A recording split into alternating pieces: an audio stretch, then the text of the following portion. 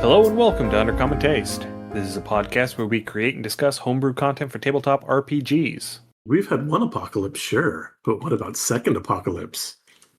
Dinner? Supper? Yeah. Sorry.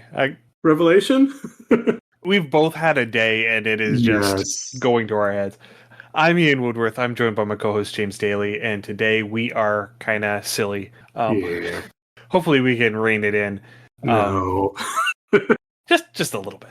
It's rained a bunch. We already have a flood warning. No more rain. We're done. So today we are going to be talking a little bit more about my game that I've been working on for forever. Working title is Postapocalyptia. Hey, we got it in this episode. I know, right?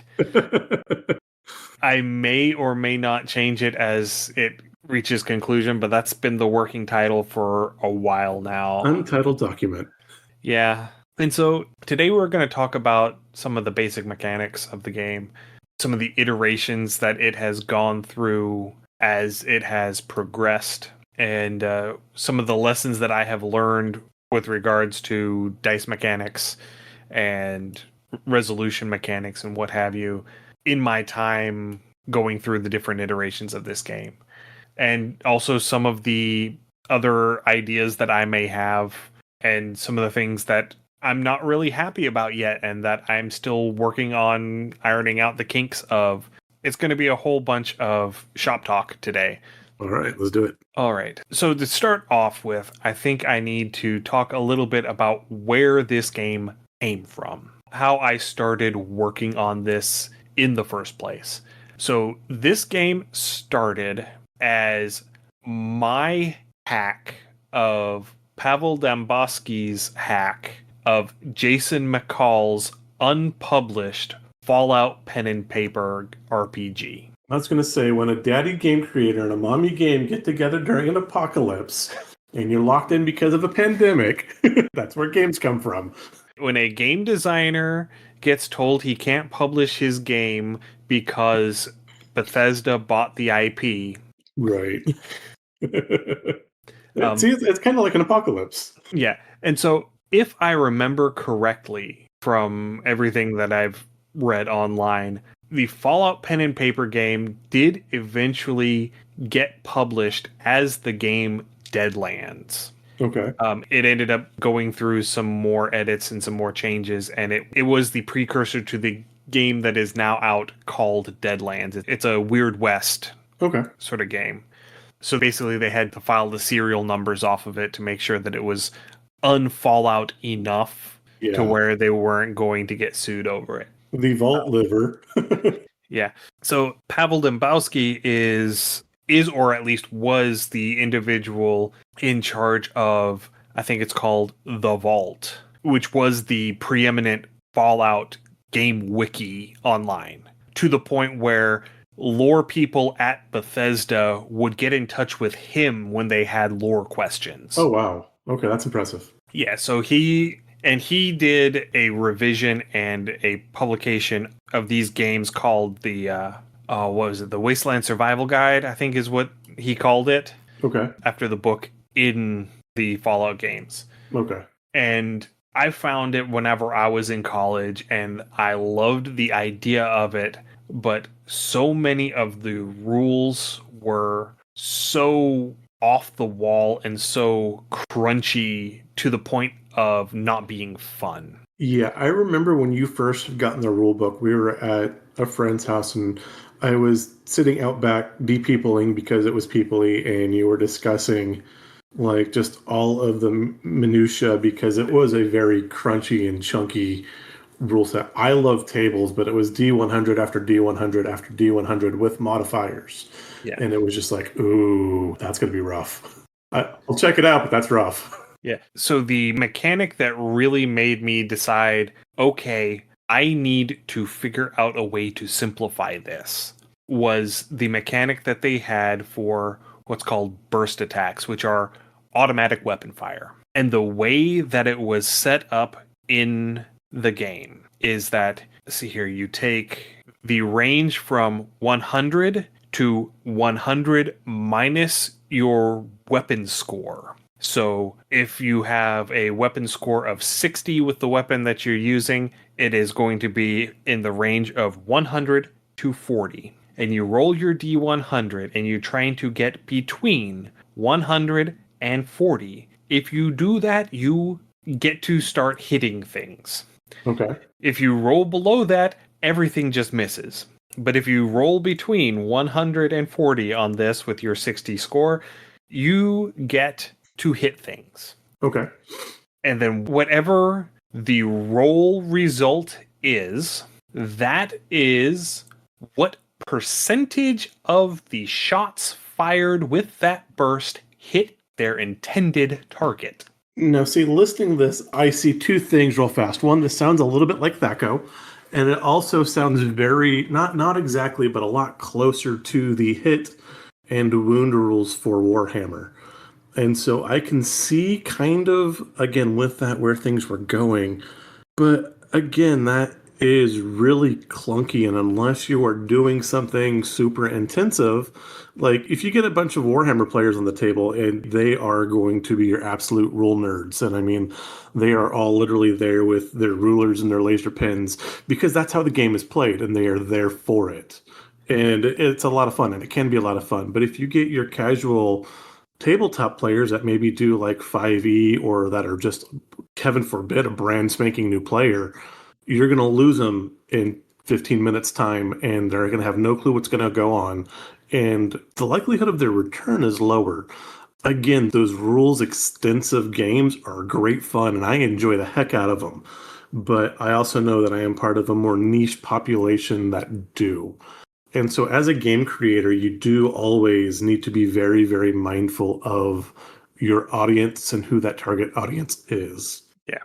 And so, just to wrap up real quick, your initial target gets hit with the percentage you rolled of those bullets. Okay.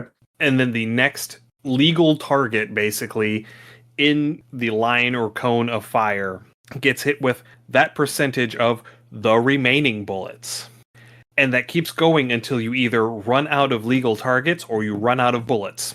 Okay, so for that, if I shot a 10 bullet burst, I'm keeping tens because, as we'll discuss, 10 is a nice, easy number a lot of us can deal with. And say I roll my 6, so I have 60% of my shots hit. That means I have 4 bullets that'll go to the next target, and then there would be 60% of that, which would round up to 3. Round up to 3. Okay, so then 3 would go to the next, which would be 2, and then 1 to and then any other person would go to the next, whatever the next thing in line would be. And if you're sitting there with a character spraying minigun rounds and you're just spray and pray, that makes sense. And again, that is I can appreciate the depth and accuracy they went with the rule set of that.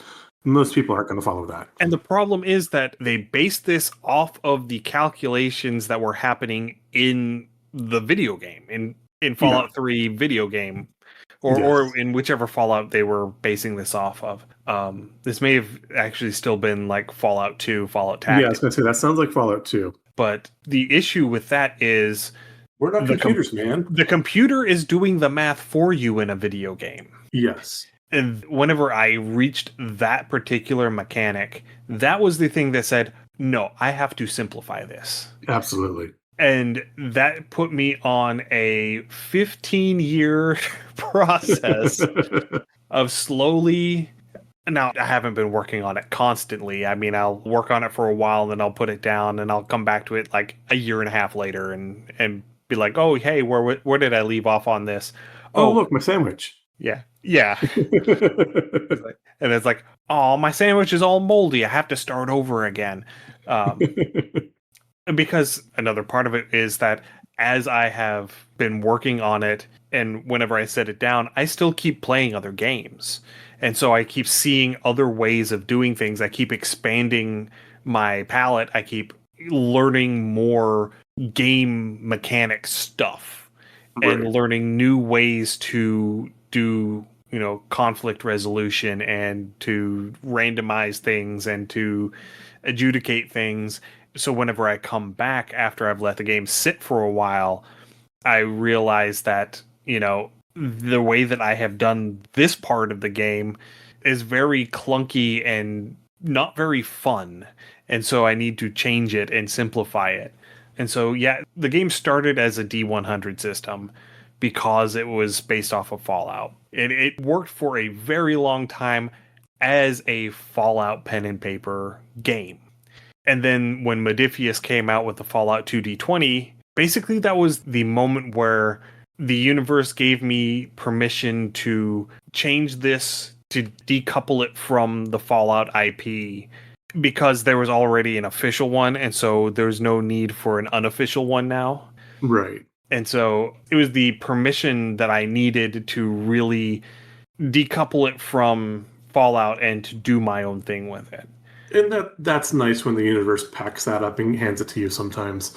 And sometimes that's just what you need. But then too, again, I think that is, it's not a keystone to a lot of tabletop gaming, but it is definitely a cornerstone, I'll say. It doesn't make or break the game, but a lot of the games founded on what kind of dice system, or are you going to use a dice system at all to have the mechanics of the game actually run and function.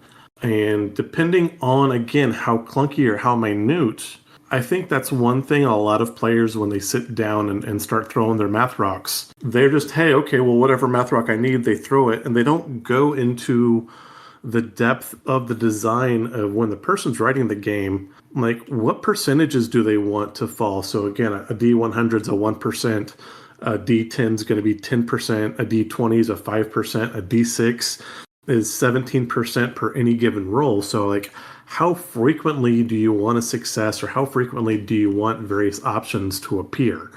And that kind of mechanics of a game, to consider that and work on that does require a special kind of critter most days.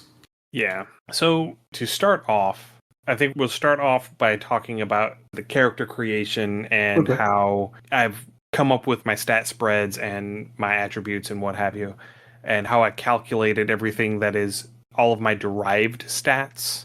Okay. So to start off with the primary attributes, because it started off as Fallout, and Fallout has 7 stats with special, strength, perception, endurance, charisma, intelligence, agility, and luck. I started from that point as well, and I actually ended up expanding it into 8 attributes. You have 4 that are basically physical. You got brawn, deft, quick, and tough. They all had much longer names at one point, and I just decided, you know what? These all need to be short. Yeah. And so brawn is physical strength, anything that involves lifting or pushing or swinging or throwing, or anything that needs big beefy muscles. That's all brawn stuff. And tough is your endurance. It is your physical hardiness. It's your ability to take damage, to resist effects, to resist poison, to resist heat and cold. All of the things that are trying to break you down, it is your ability to resist all of that. And then the other 2, deft and quick, they came from my ongoing belief that dexterity does too much. Okay. So deft is your manual dexterity and fine motor skills. It's your ability to do fiddly things with your hands. Okay. Quick is your balance and agility. It is your ability to run fast. It's ability to maintain your balance, to jump, to dodge. It is your quickness and your lightness on your feet. Gotcha. So deft would be like your sleight of hand, your lock picking, your knot tying. Yes. While your quickness would be your ability to run an obstacle course. Yeah, quick would be your acrobatics skill. Okay. Yeah. If you're talking for a D&D reference. Yeah, it always bothered me that all of that was bound together under the same stat. Yeah, because those are 2 very different skill sets in life. Yes, and I have known plenty of people with high deft and low quick, and Yes. I've known several people with low deft and high quick. Fair. Like, I know plenty of people who they paint miniatures and do all this very intricate jewelry making or knitting or crochet, do all of these little crafty things with their hands, but they fall over on flat ground. Absolutely. Inversely, you could have like a running back is going to have a whole bunch of quick. They're going to be able to keep their balance. They're fast. They're nimble. But holding onto a football is probably the extent of their motor dexterity. Probably. I mean, they could have high in both. You And they could could have have high high in in both. both, yeah, but not necessarily. Yeah, but having a high score in one is definitely more useful for what they're trying to do than the other. Yes. And then after that, there are four I've just called the mental stats, even though it doesn't really fit very well as mental with all of them. But the other four are alert, logic, luck, and poise. So alert is your ability to perceive and react to the outside world. It's your reaction time. It is your senses. It is your ability to keep tabs on your environment. It's your proprioception. And we have found my dump stat. So this would basically be the wisdom score. Yes. Logic is your intellect. It's your capacity for learning. It's your ability to recall information. It's intelligence. Yeah. Luck is luck. Luck does weird things in this game.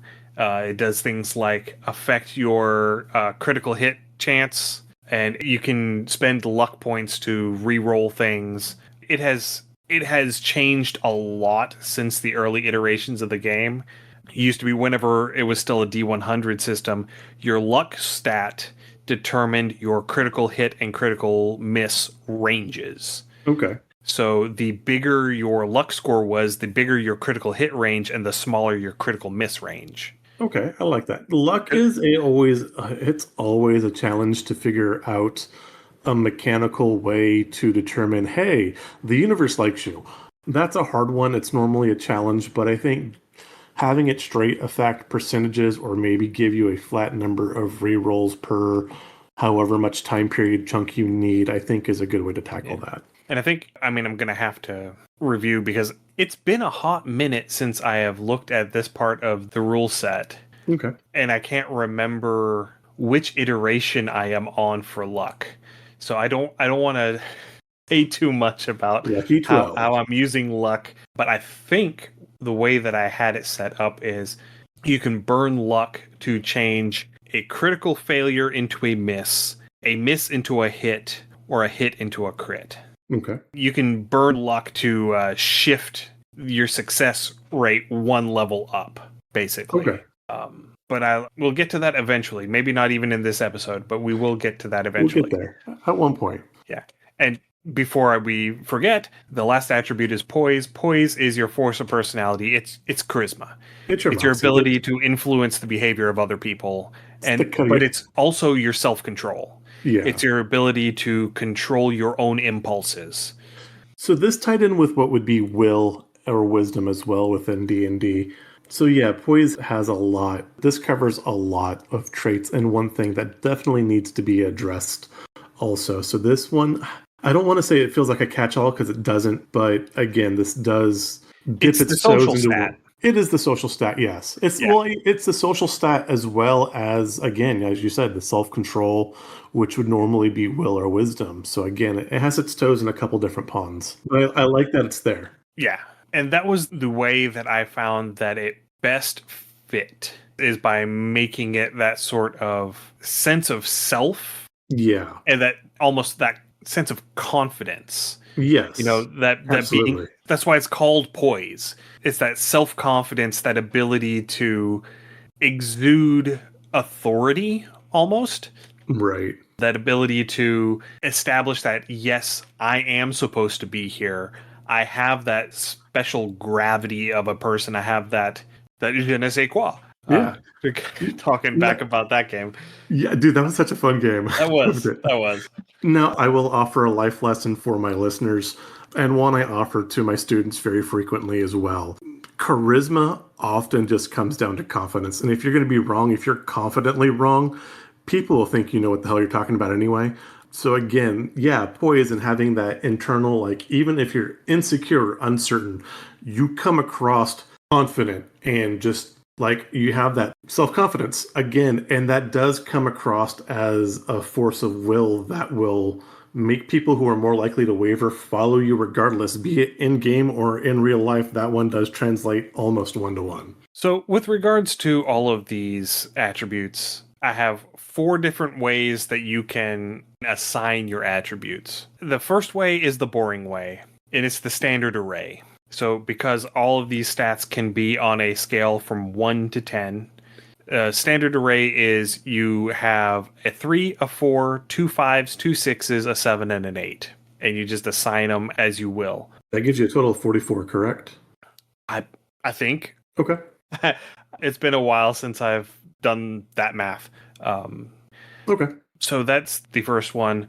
And with that, because there are modifiers whenever your stats hit a certain range. So from 1 to 3 is a +0, 4 to 7 is a +1, and 8 to 10 is a +2. Okay. Those ranges may shift once I get to a point where I'm doing actual play testing and we decide that maybe some bigger numbers might help with smoothing out the experience. Okay. But as it is right now, basically 4 to 7 is a +1, 8 to 10 is a +2. So what this standard array gives you, you have one stat that's going to give you a +0, one stat that's going to give you a +2, and everything else is going to give you a +1. Okay. It's a very balanced sort of play style, and you assign them based on what you want to do, because this isn't a class-based system. It is a piece together doing what you want and make sure you put your stats where you want them to do the things you want to do. And then you just buy the skills that correspond with your desired play style and you build up a character that way. Makes sense. So anyway, that's the first way, standard array. Second one is point buy. You start off with a score of 1 in everything, and you get 35 points to put in 1-to-1 to just build up your stats. You can't make anything higher than a 10. Okay, and that gives you 43 there. Yes, because you start off with 8. Right. With a 1 in everything, and then 35 to throw at everything. Then we get to the fun ones. The first one is Lady Luck. You roll 8d10. Each roll result is an attribute score. You assign it to the attribute that you want it to be. Okay. And if your total for your 8 dice is less than 30, you get to re-roll all of them. Okay.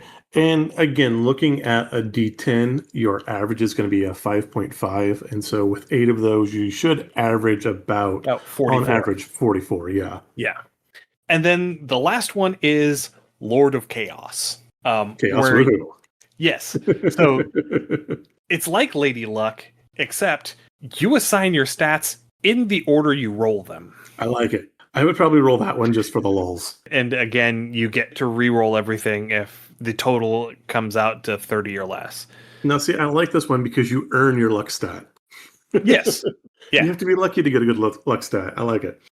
So that's the primary attributes. Okay. Next up are the secondaries. These are all of the derived attributes, the things that you calculate based off of what you have to start with. First up are action points. So you get a pool of action points that you can use to basically do extra things on your turn, do extra actions on your turn. And your starting action point pool is your tough attribute plus its modifier. Okay. So it's your endurance, really, because you're drawing from that extra reserve to do more stuff. You're pushing your body to do extra things. So it's not about how quick you are, it's about how hard you can push yourself to do more stuff. So this is just your overall stamina. Yes. Okay. Kind of. Stamina is its own thing. It is, but it's your ability to continue taking actions when you're tired or otherwise. I get that. Yeah. So yeah, when you're talking about actions or movements per turn, that gets kind of difficult, especially when you want to tie it to a stat, because if I do something quick, I can do more things. And again, too, if I have more endurance, then I might be slow, but slow and steady wins the race and I can get more stuff done. Or if I'm just strong, picking up a 20-pound block for a strong person is not going to be the same as picking up a 20-pound block for, say, a 5-year-old. That's going to wear out that 5-year-old much quicker. And so that can get difficult into where a creator wants to make that actually affect or take hold within their game system. Yeah. So you have that pool. You can recover half of them after a breather, which is the equivalent of a short rest. It's like taking half an hour to just catch your breath, recover, have a drink, have a snack, patch your wounds, all of that. Gotcha. And then you recover more based on how long the rest is. So if you complete a short rest, which would be the equivalent of a long rest in D&D, so it's 8 hours, make camp, sleep the night, and get up and go in the morning, you get most of them back. And if you do a long or extended rest, which is, at least 24 hours in a town, you get everything back. Okay. Now I like this. This is the one thing where I'm going to jump ahead just a little bit on this. Uh-huh. But as we have our skills and our traits that can modify things, this would be a trait I would build as perhaps you can have a trait that might, instead of tough plus your tough modifier for your action points, it might be tough plus your strength modifier or tough plus your quick modifier. And that way you can kind of account for that difference in activity based on the player's physical type or stats that way. And if they want to, use the point or use the ability slot to take that, they could. And again, that way you could cover all of those different variances as well. Yeah, the lists of traits and perks have not yet been fully populated. Yeah. Because I'm still trying to finalize the rules before I start adding in more before I start adding in more character customization stuff. Fair. I need to make sure that the base game works before I start adding ways to doctor your character. Fair. Okay.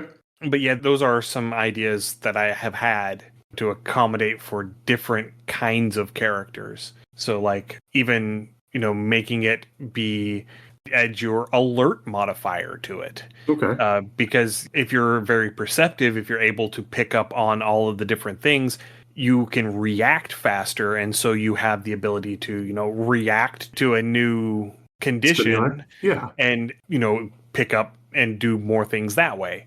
Okay. There are ways to customize that will be added in going forward. So the next secondary attribute is avoidance. Now, this is going back to another gripe that I have with the way that combat works in D&D is that armor class is both how well you can avoid being hit and how hard you can be hit without it hurting. Yes. And that has always bugged me. And so I have split that up into two separate things. Okay. The first one is avoidance. It's your ability to not be hit.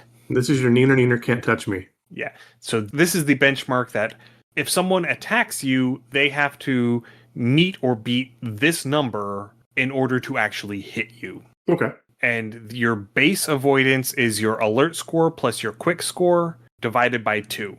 So it's the average of your alert and your quick. I like that. Now, again, too, talking about Warhammer, this kind of goes into that, too. I know a lot of your miniatures, and with Warhammer, you actually have 3 rolls per attack. You've got, your dodge or your avoidance. Do you get hit? And then you've got your armor roll. So how much of that, does your armor deflect or shrug off? And then, okay, well, it got to the armor, but did it actually hurt you? And so you have a wound roll. And so for, like I said, within Warhammer, you actually have 3 rolls for that, which is a lot. So I think 2 is probably a better number. Yeah, and I do have this boiled down to be basically 2 rolls because all of that in my system is accounted based off of the damage roll. Okay. So the avoidance is, do you get hit? And then the damage roll is calculated with the other stuff to figure out how badly you get hurt. Or yes, do you get hurt? You punch the knight in the armor with your bare fist. Yes, you hit them, but did you hurt them? Did you get through their armor? Probably not. So I'm going to skip a little bit ahead to talk about this because it is right here. It is current.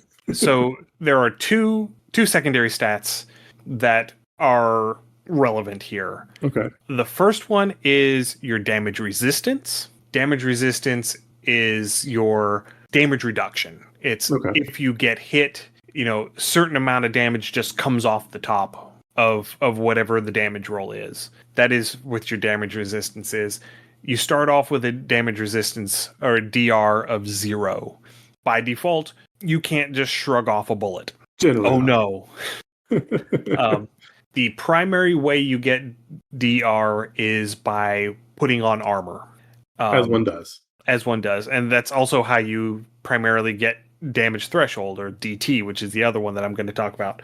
And the more armor you wear, the higher your damage threshold gets. And if you have certain, high quality armors, you start to get damage resistance, or DR.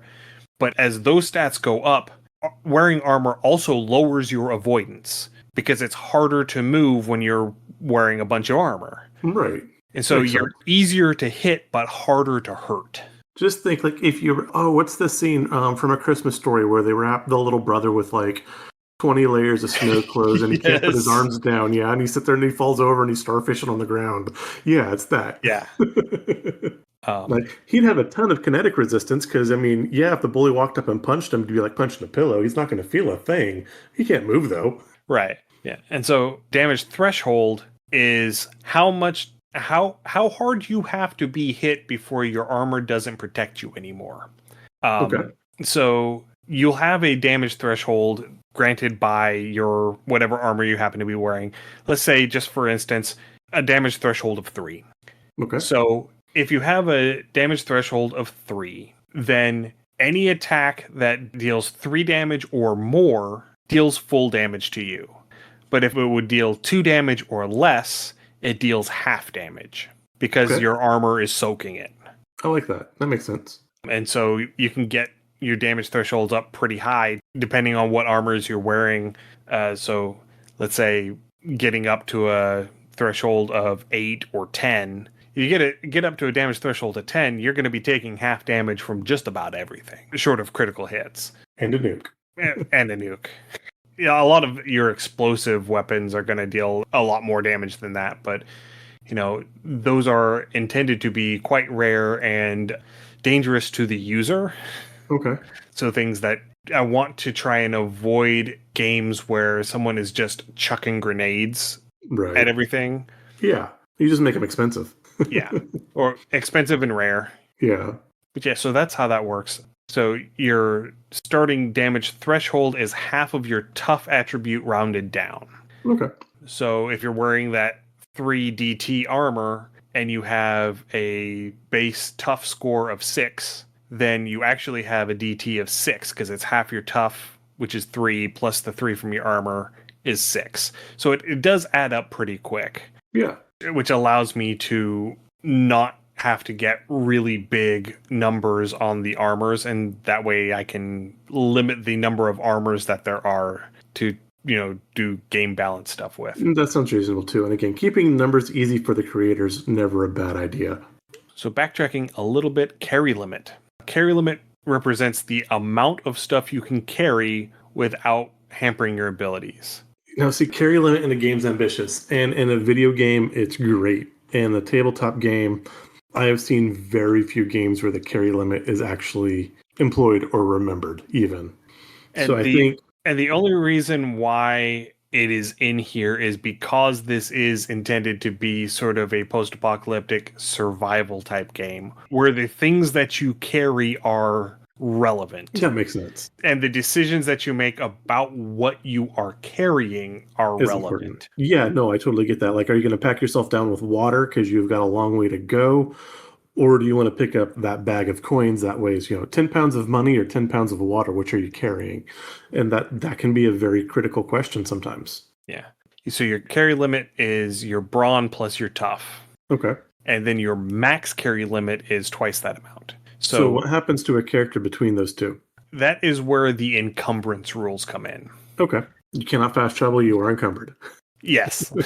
You cannot run, you are encumbered. So yeah, that is another topic for another day, because yes, that comes into the conversation of carry limit versus capacity. So carry limit is your ability, how much stuff you can carry physically. Capacity is how much room for stuff you have. So capacity is determined by the containers you are carrying. Okay. So you can have a steamer trunk that has a capacity of 20. You're not going to be able to carry 20 capacity worth of stuff if your carry limit is 8. Yes. That's the sort of things that it, you Okay. know, and figuring that out. That's another one of those things where I really need to do some playtesting and figure out, is this system too clunky? Does it make sense? You really need to read Dungeon Crawler, Carl. You really need to read it. Yeah, I know it's This it's is one on of the things my they tackle early, but yes. it's on my list of Yes. stuff. You're not going to get a horse pocket in this game. You can't keep your horse in your horse pocket. Oh, but I rolled for So kangaroo. So the next thing on the list is Rad Resist. This is a holdover from Fallout. Yeah, This I is would change this to chemical or environmental resist, maybe, since we're picking a bunch of different apocalypses. right. Well, I've left it as Rad Resist because it is short. Okay. I may just end up shortening it to Resistance, but that would also require me to change damage resistance to something else, like Right. maybe damage reduction. Like I said, if you made this like environmental resist, then it could cover things like chemicals, it could cover radiation, it could cover extreme heat, it could cover extreme cold, it could Right. cover yeah, so I think environmental resist works well. And I mean environment versus rad, that's only a couple extra letters. I don't think it's going to be too chunky. Environment is a whole lot longer than Rad. It's a couple Environment is extra like 10 letters. letters. How many But letters in the total rulebook, Ian? You've got a word count, and I'm sure it's got a average character per word. yeah, well, I mean, because the way that I have it set up, the mechanic Call for it Rad. e-resist. There, done. I just saved you 2 whole characters by switching to Geico. Well, we'll talk about that later. Yeah, we'll fight with that one later. Um, but yeah, I think I may just change this to resistance Okay. and change damage resistance to damage reduction to keep the acronym the same. Okay. But yeah, it's the way that I have the house rules for radiation set up. You pick up a certain number of rads per round if you are in an area of high radiation. And once you have accrued a certain amount based off of your rad resist score, once you've accumulated that many, you start losing max stamina points. Yeah. And then you start losing other things. It's radiation poisoning is It what it is. is. And I think again, depending on however you want to name this, you can. But if you make this like an environmental resist or E instead of rad resistance, you have your just your E resist or your environment or But whatever. that's exactly why I'm going to probably change it to just resistance. Yeah, but what I'm saying is Because all then your it doesn't other matter what you're resisting. It is yes, whatever the resistance thing that you have to resist is. yeah, It's your environmental whatever. And so yeah, I'm saying this works with that because you can just mirror it 1-to-1, and that's perfect. yeah. Like the system's good, the name doesn't fit, but that's Well, the name is a holdover from a time when it did work, yes, and absolutely it just hasn't changed yet. right. Yeah, and that starts off as just your equal to your tough score. So Okay, the yeah, higher your tough score, the more you could resist. I like it. So next up is sequence. Honestly, actually go back with this with your resist. I think, I do like the tough. I think, and maybe it's a special attribute later, but poise could also, because if you're talking with that inner strength and your just ability to mind over matter things, I think this could fall under poise really well. Also, No, not really, no, okay, because it is pure physicality. It okay, is because whenever as you accrue the stuff that is going to hurt you, it reduces your stamina score. okay, gotcha. Okay, It is purely physical. It has nothing to do with mind over matter. okay. Cancer doesn't care how positive you are. No, but how you react to the chemotherapy does. That is true, but that is more of a treatment thing than a response Fair. to the actual physical Yeah, stimulus. I get that. Yeah. All right, so next up is your sequence. And this is something that now that I've played Nimble, I might be changing this. Ooh, okay. So your base sequence value is your combined modifiers for alert and quick. How quickly you notice things and how quickly you physically react to them. Okay. And so you would roll sequence at the beginning of combat. You roll a d10, you add your sequence modifier. It functions like initiative in Yeah. D&D. And now that I have played Nimble and I see how they do it in Nimble, I think I might adjust that because I also have, each turn has a certain number of actions in it. Have it set up in such a way that sequence just affects how many actions you can take on your first turn, Okay. the way that Nimble does it. Okay. I'll have to play with that a little bit, but I I think like that that. would. Now, again, Nimble gives you a flat. For those that don't recall, we did Nimble our last episode, and Nimble gives each character 3 actions per turn flat, but those actions and reactions are not necessarily taken on the character's turn. You can use them during your ally's turn or your opponent's turn to react to the environment, but when it comes around to your turn, whatever reactions you've taken are subtracted from your pool of 3.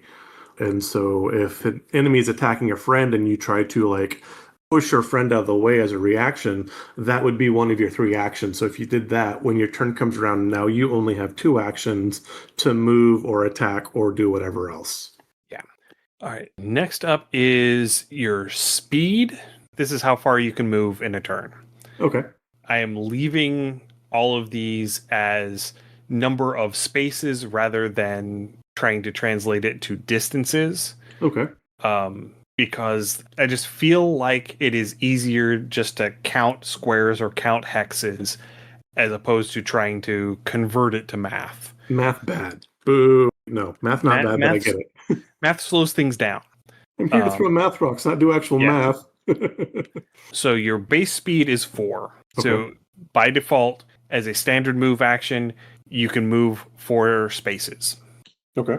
1 potato, 2 potato, 3 potato, 4. And then you get to add your tough modifier and your choice of either brawn or quick. Okay. So that your maximum speed is 8. So if you have a +2 in brawn and a +2 in tough, you can do that and you have a max speed of 8. Okay. Now, do you have to declare what that is? Like, does that stay the same or can you change it on a whim? Like, if a character, and I always used my quick modifier, and now I'm running through glue for whatever reason, can I'm like, well, this time because I've got a negative to my quick modifier, I'm going to use brawn now, or do I have to pick at the start? Well, I'm always going to use quick. I'm always going to use brawn. Well, I don't think that there's going to be any instance where your movement speed being hampered is going to care which one you're using. Okay. Okay.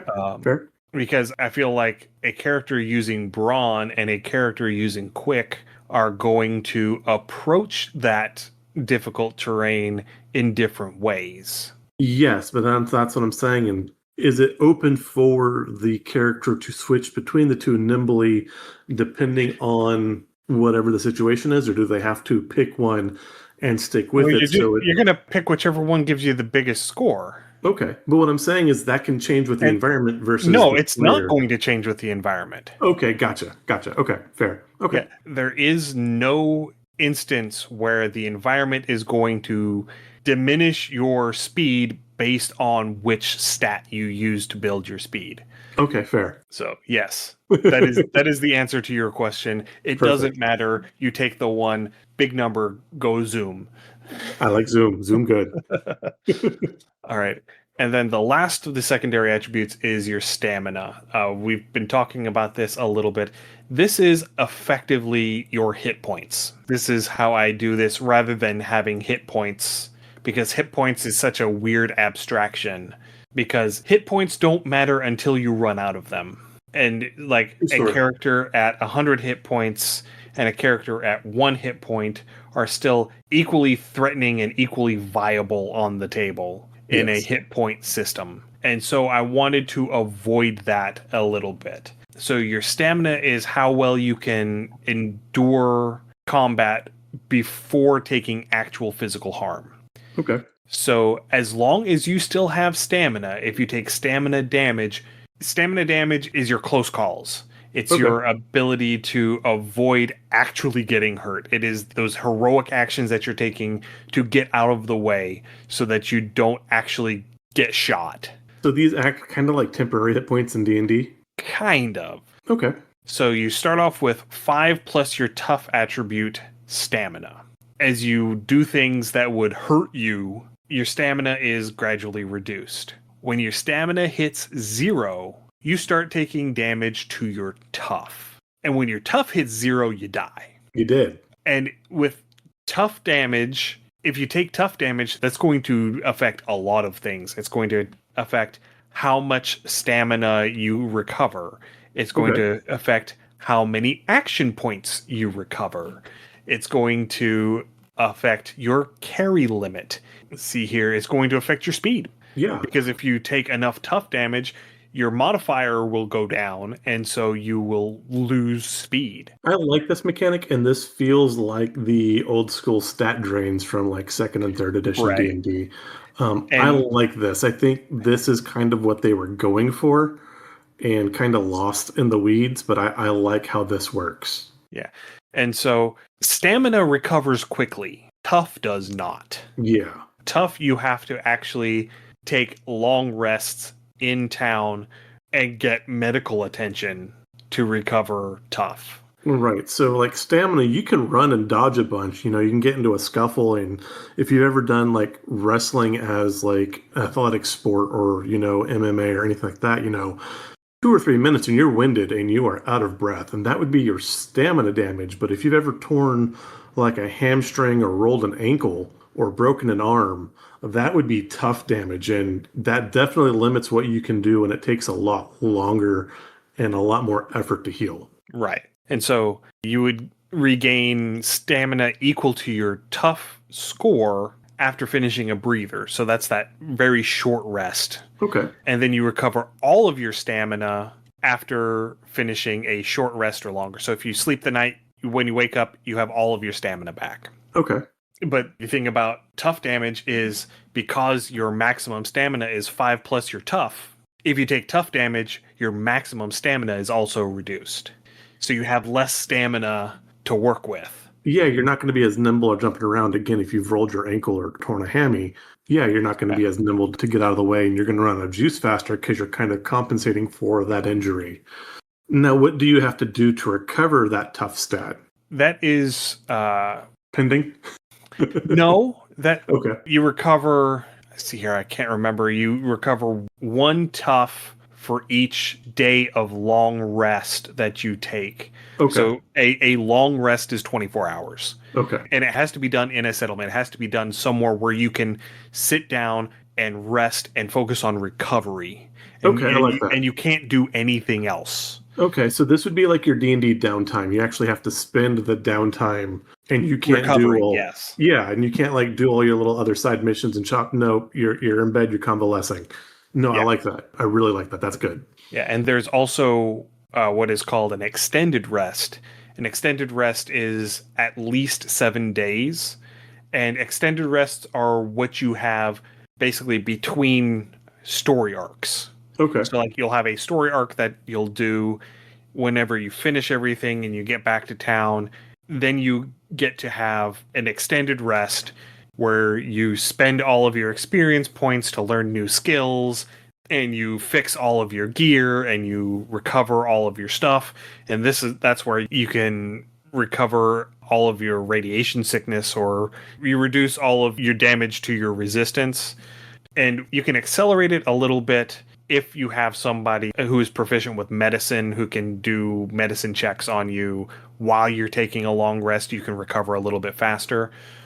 But by and large, the only thing that will recover your tough score is rest. Okay.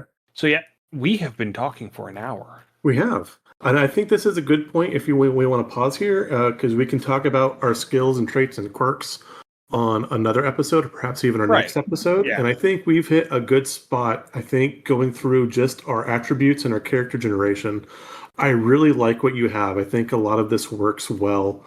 I think a 1d10 system is a good system. It's half of your D&D D20, but we don't have any of our negative stats to kind of draw things down, which definitely simplifies things. I think all of this is definitely moving in the right direction. I like what you've got so far. Yeah. And, just except for environmental resistance.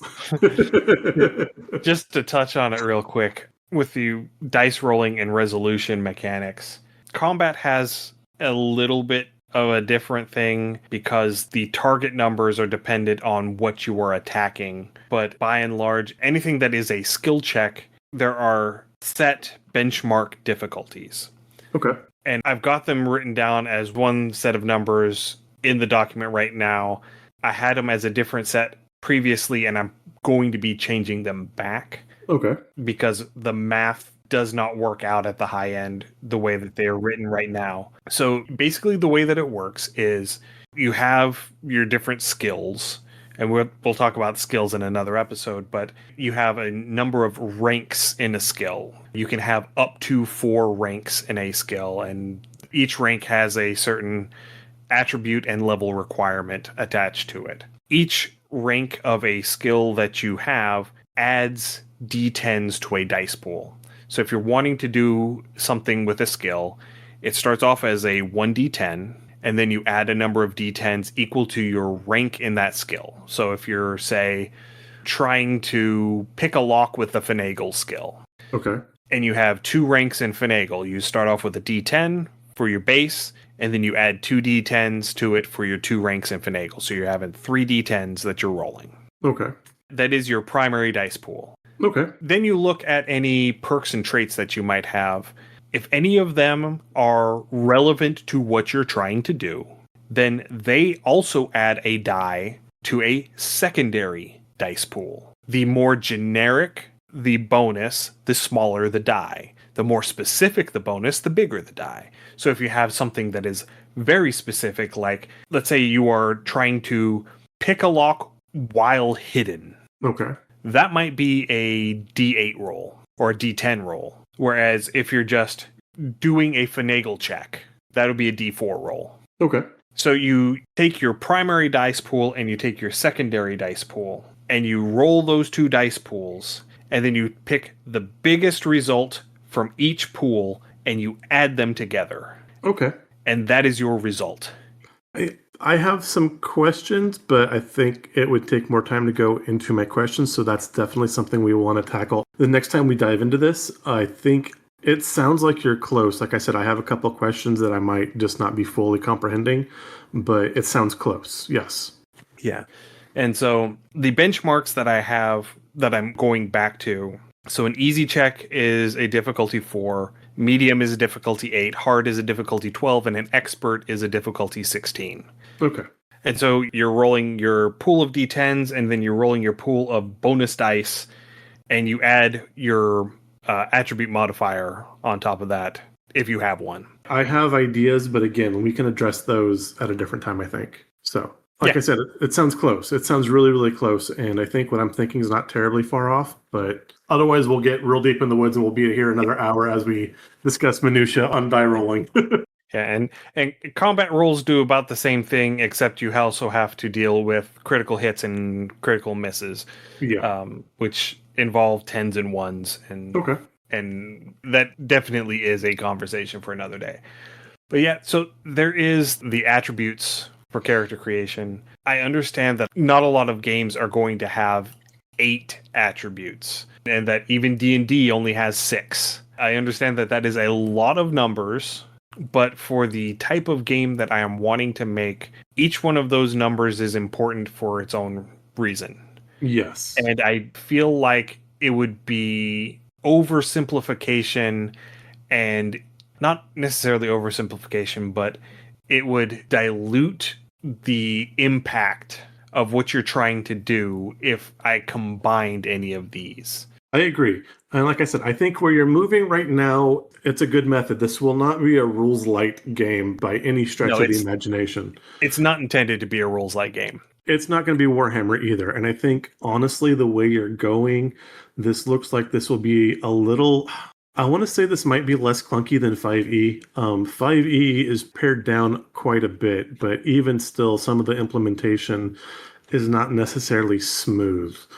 And I think... Like I said, I really think that this is headed in a good direction.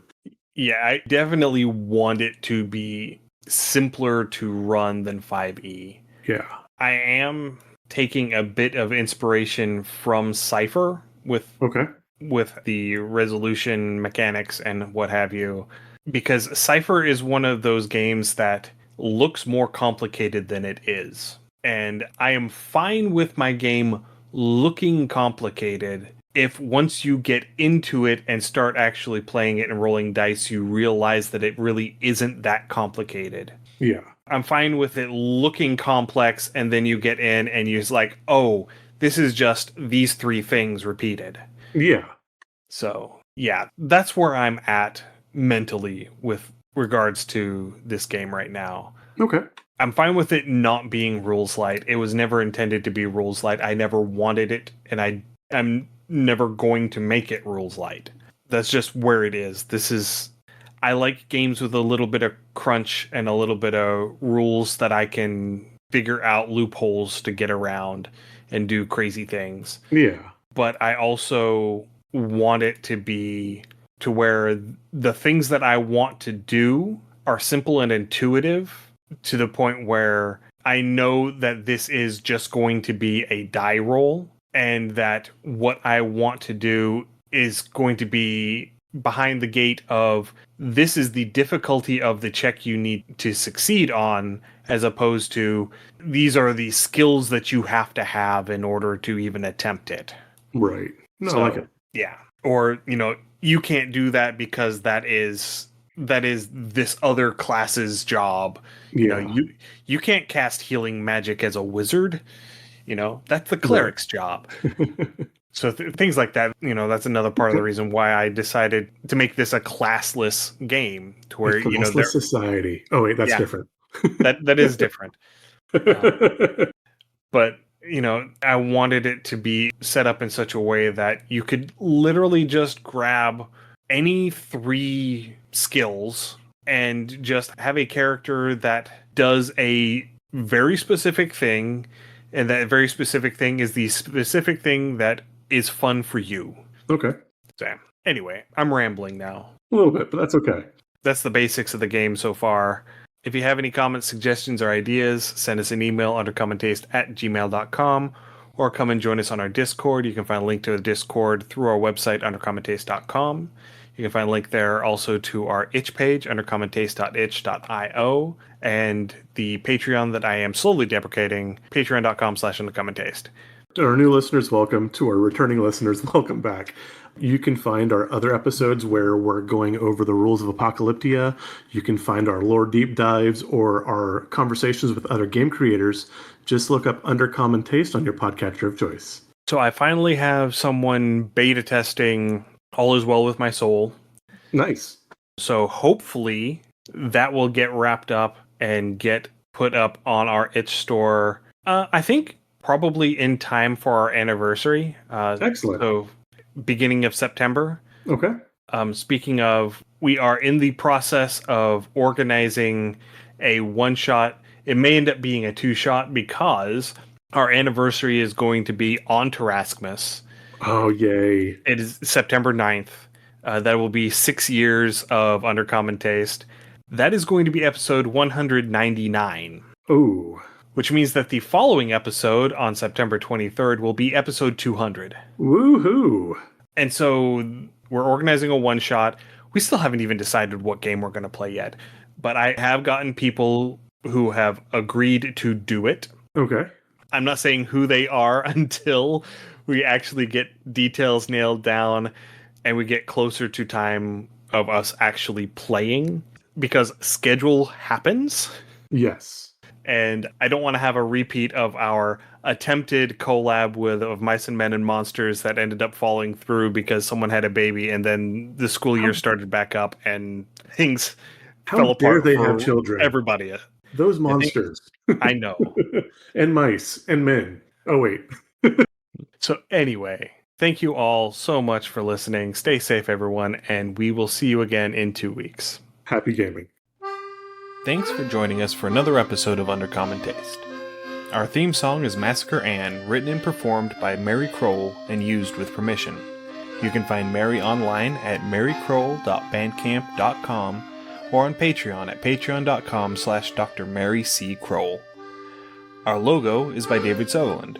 You can find more of David's work on deviantart.com/David Sutherland or on instagram.com/Willex_73. We'll be back in 2 weeks, so stay safe, and we'll see you then.